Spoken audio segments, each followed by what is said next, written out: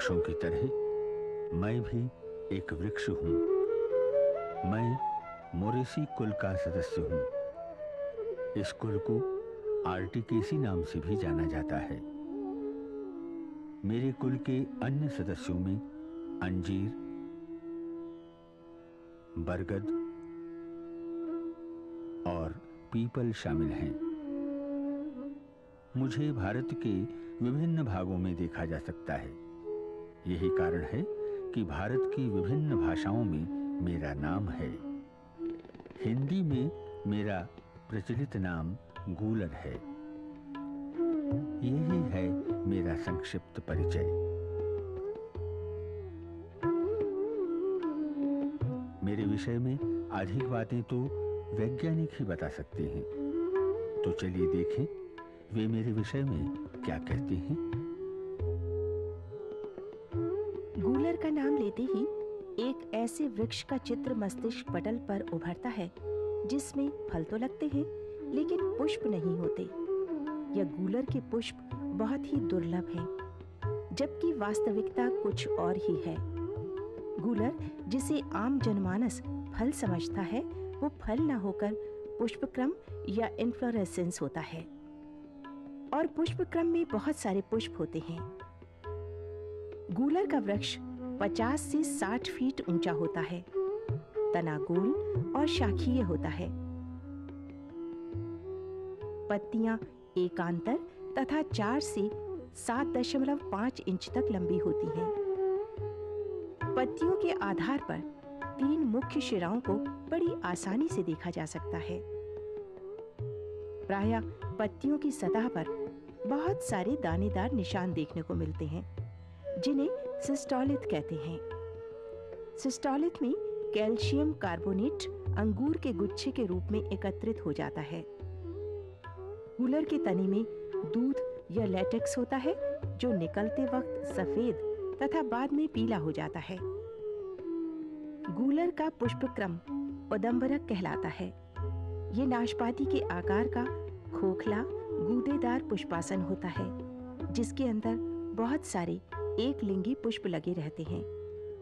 गूलर के उदंबरक पुष्पक्रम सीधे ही तनों पर मार्च से जून के महीने में देखे जा सकते हैं, जो दर्शकों को आसानी से अपनी ओर आकर्षित कर लेते हैं।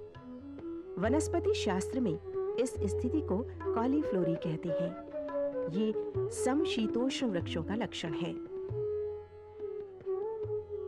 गूलर के पुष्पक्रम में 3 प्रकार के पुष्प पाए जाते हैं। पुष्पक्रम में सबसे ऊपर नर पुष्प, बीच में मादा तथा आधार पर गौल पुष्प लगे रहते हैं। नर पुष्प में परागकण बनते हैं। मादा पुष्प से फल बनते हैं। गौल पुष्प में फल नहीं लगते। इसमें कीटों के अंडे सुरक्षित रहते हैं। गूलर में परागण की क्रिया काफी रोचक है। परागण ब्लास्टोफेगा नामक कीट द्वारा होता है। उदंबरक के सिरे पर एक छिद्र होता है, जिसमें से ब्लास्टोफेगा की मादा प्रवेश करती है।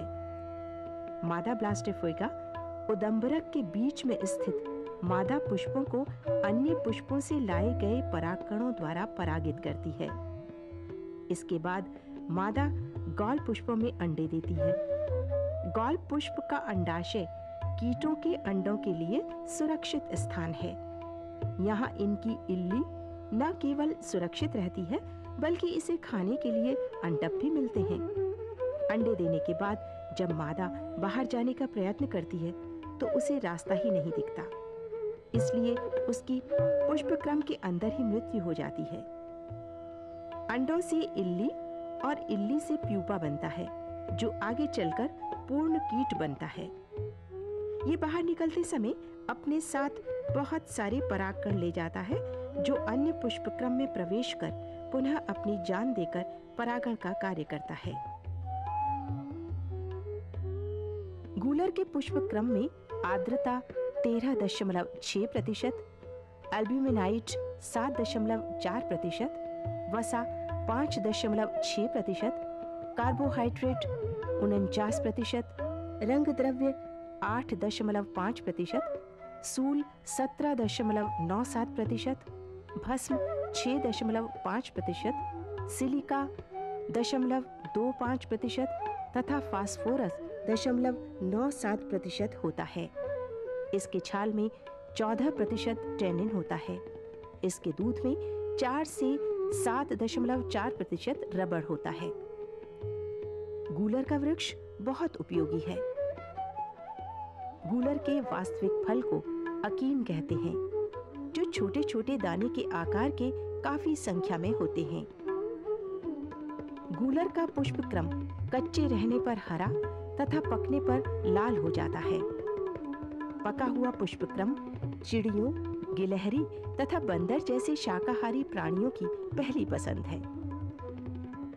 इसके उदंबरक से कीड़े निकालकर और उसे सुखाकर महीन चूर्ण बनाया जाता है।